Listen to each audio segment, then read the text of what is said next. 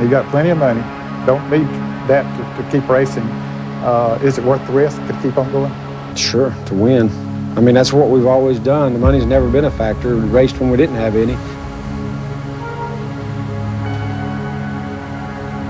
What makes you an Intimidator? Well, you know, on a given day, we're pretty tough to beat when we're right. But if you get the car close, I can race with you and probably beat you.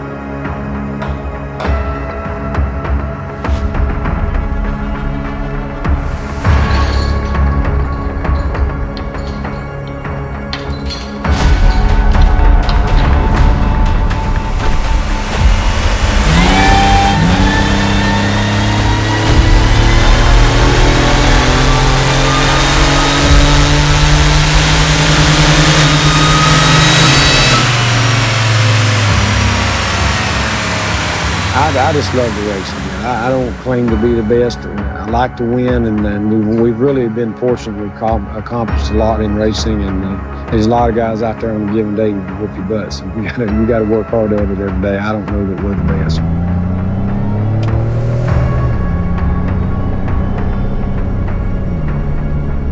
Thanks for tuning in, guys. Welcome back to ZZPerformance. It's your boy Boosted Bo, and we got one of our favorite 04 Intimidators here. Our good friend Tom out of Tennessee has been bringing this car for a couple years, and boy is it a pleasure to work on this thing. I'm not much of a Monte Carlo guy, but when this car's around the shop, I suddenly become a Monte Carlo guy, and I think everybody else does too. Everything kind of started with a Stage 2 kit, and it's kind of evolved into what you see here today.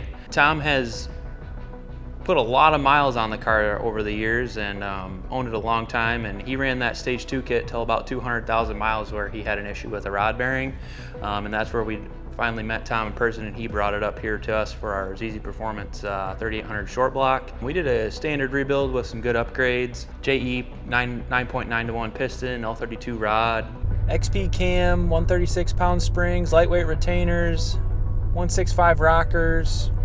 We put it together 2 years ago on a Gen 3 non-intercooled 3/4 pulley. It made 275 wheel horsepower, I think. He rocked that for about 20,000 miles and then hit us up this spring and said, I want to really put the cherry on top of this car, and it's been a good car, and he loves driving it, and we love working on it for him. We've kind of just started to maintain the car top to bottom for him as we've gotten to know Tom. We did our suspension, sway bars front and rear, trailing arms. We went with a KYB strut to keep the ride quality good, brakes, and then we went ahead and did our 2.5 intercooler, complete intercooler kit, added a Gen 5 blower, North Star throttle body, did the LQ4 MAF, belt wrap, all the cool stuff that really puts the cherry on top of an M90. And he already had the good short block that we were working with, and right down to the dress-up kit, chassis dress-up kit, M90 dress-up kit, aluminum valve covers. We really just put together a car that you can drive to work every day or take to the car show on the weekends and get you home, get you to work, and have a little fun doing it. I mean, what better way to end your day than to walk out in the parking lot to an 04 Intimidator that makes 300 horsepower and 400 foot-pounds of torque and rip that baby onto the highway on your way home. Talk about a stress reliever. It's really been a pleasure for us to work on it, and we hope Tom enjoys it as much as we do working on it. Did a lot of street tuning this week. It was here for some refreshments. Said, why don't we throw it on the dyno? We haven't dynoed it since the intercooler was added, and see where it's at. So Tom gave us the go ahead to dyno it. And right off the rip, you know, I was struggling with some fuel pressure issues. Took me a minute to work through that, and we ended up narrowing it down to just being the weak fuel pump. You know, it's something I deal a lot with 3800 guys remote tuning is fuel pressure, fuel system capabilities. You get away with a lot in the beginning, and then you start making some horsepower and it gets difficult. Or these cars, like this car in particular, have a lot of miles on them. You know, 230,000 miles. Tom's already done a fuel pump in the past, but you know, aftermarket replacements aren't quite as good as the OEM stuff, or you know, some of the upgrades we have to offer. So this pump was acting a little weird though. It would basically hold pressure for me for maybe 3-4 pulls, and then all of a sudden it'd be lean a pull. I'd shut the car off, come back, and it'd be good again. And basically what I believe was happening was the pump was just overheating and it was seizing up, and it wouldn't happen until you're 20-30 minutes into a dyno session or on a street. So it's kind of hard to, you know, all of a sudden you just have a lean pull. So after some chasing my tail around in the tune, I realized we were losing fuel pressure. You can see we got a fuel pressure gauge on the car right now. Laid underneath the wiper with a little tape on the windshield. We were working through some fuel system stuff on this car, and I'm just straight up paranoid. So me and the fuel pressure gauge are going for a ride, keeping an eye on pressures. Looking for 60 PSI at wide open throttle, just to make sure the updates are holding true. Went with a OEM 320 pump, and it's got our standard rewire and new fuel filter already. So we're just out here doing it for Dale. Everybody knows what these cars are, what they were. You know, just driving around, you get thumbs up. You park it anywhere at a gas station, everybody's like, man, nice Monte. Since Tom already had the downpipe with his Stage 2 kit, we went ahead and just added our front and rear power logs to optimize that setup. And then we did our ceramic coated crossover with that. You know, more of just the parts to kind of bring this whole build together this year. And then we even added our 2.5 Monte Carlo catback, which is a really good addition for this car. It looks really good in the back, sounds really good, super modest, but some good tone.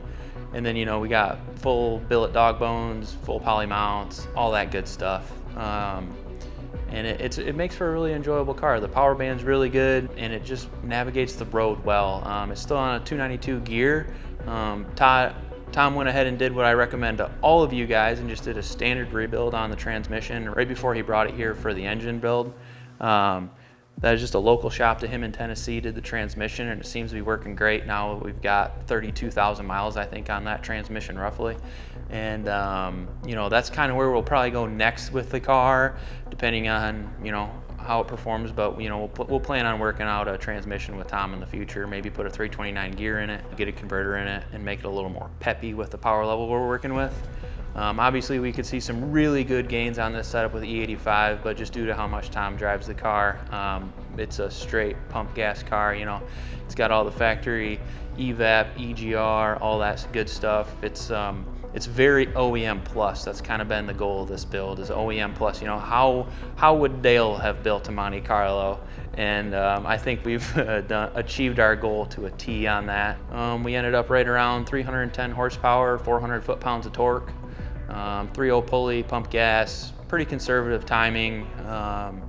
This car is really just waiting for E85, but with how much Tom drives it, it'll probably never see E85. So we're really happy with the low 300 horsepower mark, and should make for a really good driver. Really good, tight, well-maintained car for the mileage, and I think it's a perfect example of an 04 Intimidator. As always, guys, thanks for tuning in. Let us know in the comments what you think about Tom's 04 Intimidator and maybe what you would do to it next. If you think it's pretty all right, just drop me a big old do it for Dale, because that's what we're all about here today with Tom's 04 Monte. With the combination of ZZPerformance parts and some true American racing history, I think we got a pretty killer car. Dale would be proud, baby. He was motioning to Morgan Shepherd to follow him. He's going to make a pass here. That's exactly what he's trying to do. And Shepherd obliges, comes right with him, and here he goes. Earnhardt for the lead. It took just 8 laps for Earnhardt to come from 16th to first.